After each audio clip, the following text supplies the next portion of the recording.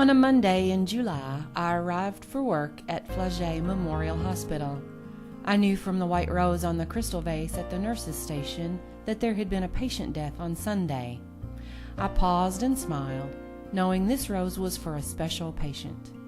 As a chaplain, I am privileged to see hundreds of patients each month. Some of those visits will stay with me for a lifetime.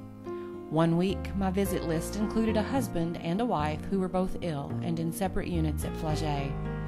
I visited John first. He shared with me that he and his wife Ellen had lived a love story for almost 65 years. John told me sadly that his wife's disease had robbed her of most of her memory of him and their life together, blessed with children and grandchildren in a small Kentucky town. As we talked and prayed, I could feel his unwavering love and respect for his wife. I reflected on their enduring love. He asked me to go visit his wife next. When I arrived at her room, family members were gathered there, knowing that Ellen had little time left on earth. I prayed with the family. Early Sunday morning, around 2 a.m., I was paged back to the hospital by the nursing staff. Ellen was near death and asked for her beloved John.